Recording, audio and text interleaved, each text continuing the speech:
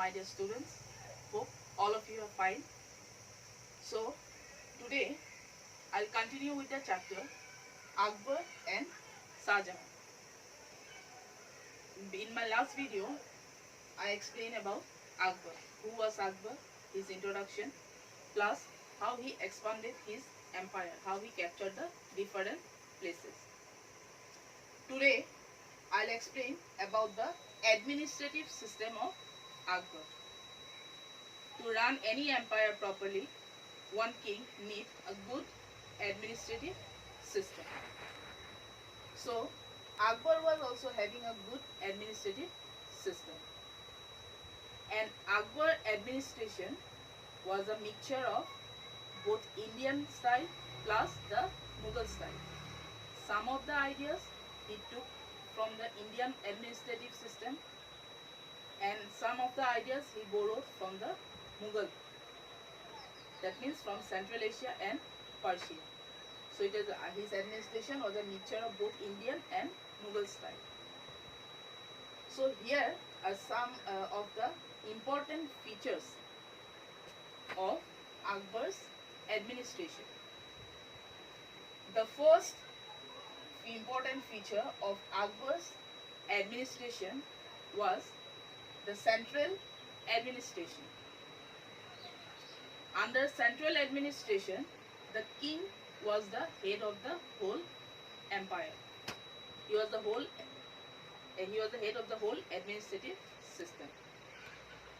Like nowadays, suppose in our country India, Prime Minister or nowadays Narendra Modi, he was the head of the whole country. All the important decisions were ultimately taken up by Narendra Modi or by the Prime Minister. Like that time, Akbar was the head of the whole empire. Akbar, that means the king. King was the head of the whole administration. Plus, he was having a group of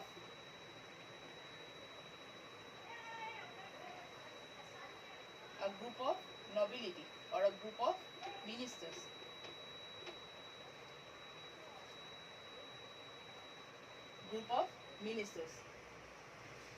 To help the king.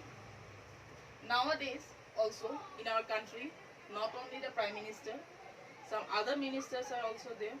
Nowadays also, like Education Minister, Finance Minister. Like that time also, different ministers were there under Akbar. And they were helping Akbar in taking up any decision. Akbar or the king discussed the important issues with the ministers or with the nobility. After that only, he took up the decision. So, the whole administration ultimately headed by the king, plus he is also taking the help of the group of ministers. Together with that, under central administration, the panchayat system was also there. Panchayat system means the system that some group of people were appointed from the village itself. Some old people, they were appointed. Some important persons were appointed from the village. They were selected, and one group was appointed as a system, panchayat system. And if the issue is not so big, if it is a small issue, then that problem or that issue was discussed within the village only. Those people, those group of people, they discuss the matter and try to solve. So that system was known as the panchayat system, who are mainly looking after the village affairs, small issues. But if the issue is big, if it is important for the whole empire, then the village people also have to come to the king or to Akbar. So this is about the central administration.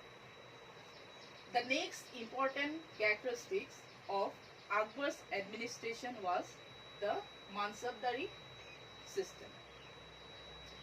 Under Mansabdari system, there is a word Mansab. Mansab means rank. That means under Akbar, all the ministers or all the officers were given some particular rank. Like nowadays, in the police department or in the army or in the air force, you have seen some rank are there. In the police department, SP, DC, ADC, like that. That time also, the people or the ministers were given one particular post or one particular rank. And according to his post or according to his rank only, he had to do his work. And he was given, or the officers were also given a good salary. They were also a well paid officer. They were getting a good amount of salary by the king. And this Mansabdari system or this rank system was not hereditary. That means not hereditary means if one person is having one particular post or one person is having one particular rank, then that post or that rank will be there only for during his lifetime. After his death, it was not mandatory that his son will only get the post. No. If that particular person's son is having that capability, is having that power, then he will get that particular rank. But if his son is not having that capability, then he will not get rank. In place of him, another person who was having the capability, who was having the power, who can hold the rank, they will only get that particular post or particular mansab. That means this Mansabdari system was not hereditary. The system was not that there after father the son will be there. No, that system was not there. So this is about the Mansabdari system. Next one is army. So to run any administrative system properly, one king needs a strong group of army. So Akbar was having a strong group of army, and those army, most of the time Akbar he himself selected the armies. He himself appointed the armies. And no doubt some ministers were also there to help Akbar in appointing the army or to looking after the army. Some ministers were also there in the appointment of army, in giving the salaries of army. So the Akbar was having a strong army. And next one is about the officials. Next characteristics. Akbar was having a group, different officers rank or mansab, different rank holders, officers were there, ministers were there. Among them, two of the important posts of ministers were Wazir, who was the head of the revenue system, and Mir Bakshi,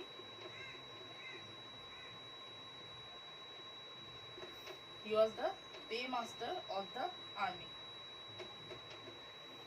He was the paymaster of the army. So, among all the officers, these two are the most important official posts under Akbar's administration. The person, whoever was there in the post of Wazir, he will be the head of the revenue department. Revenue means collection of revenues.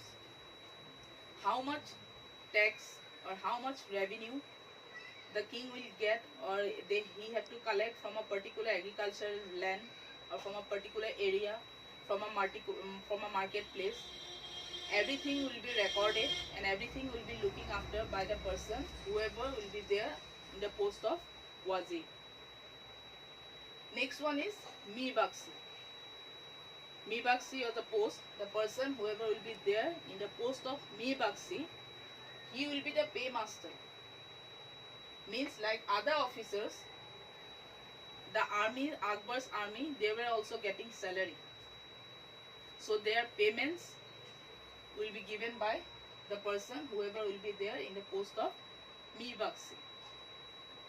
He was the paymaster of the army. He will pay the salary to the army. So these two are the important officers, official posts under Akbar's administration. And under Akbar's administration, some important buildings were also there. One of the important building was Diwan-i-Khas. Diwan-i-Khas. In Diwan-i-Khas, Akbar met the ministers, important ministers. If Akbar had to discuss one important issue, he will call up the ministers in Diwan-i-Khas. All the ministers will come in the particular place, Diwan-i-Khas, in that particular building, and there they will discuss the matter with the king in Diwan-i-Khas. On the other hand, another important building was Diwan-i-Am. Diwan-i-Am means is the place or the building where Akbar met the general people, not the ministers. Ministers will also be there, but he mainly met the general people. If the general people have to say something to the king, if they have some thing to say or something to discuss, if they were having some problem and they want to inform the king, then they have to come to Diwan-i-Am. In Diwan-i-Am, Akbar met the general people. So Diwan-i-Khas and Diwan-i-Am. These two are the important places under Akbar. In Diwan-i-Khas, he met the ministers, and in Diwan-i-Am, he met the general people. Together with that, if the general people, as Akbar was, as I told before also, that Akbar was a very popular king. He was able to win the heart of the people. He was loved by each and everyone.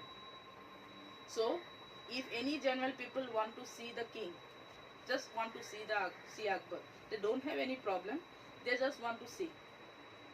So for that, every day, almost every day, Akbar go to his balcony. He went to the balcony and waved his hand to the people. He showed his face in the balcony to the general people. Like nowadays, on the day of Eid or on Diwali, Shah Rukh Khan, Salman Khan, you have seen in the TV. They come to their balcony and wave their hand to the people, like that only.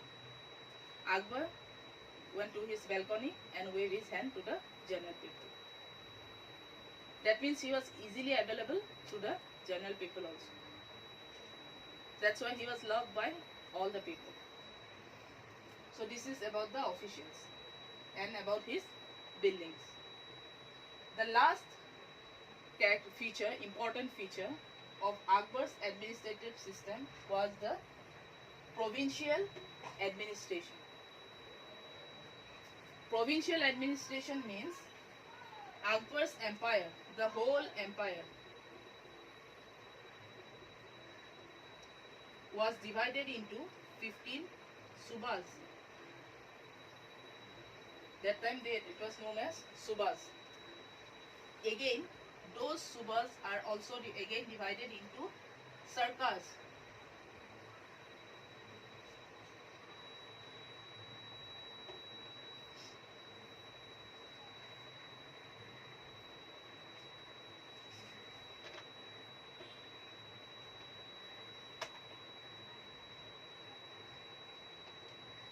And again, those sarkars are divided into group of villages, means it was known as that time as parganas.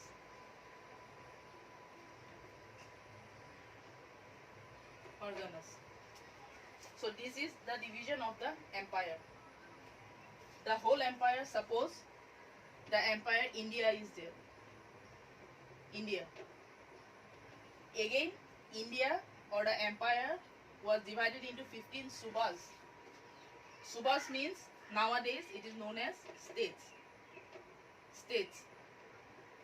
Suppose India is divided into Assam, Bihar, like Calcutta, like the Mumbai, into different states. It was divided.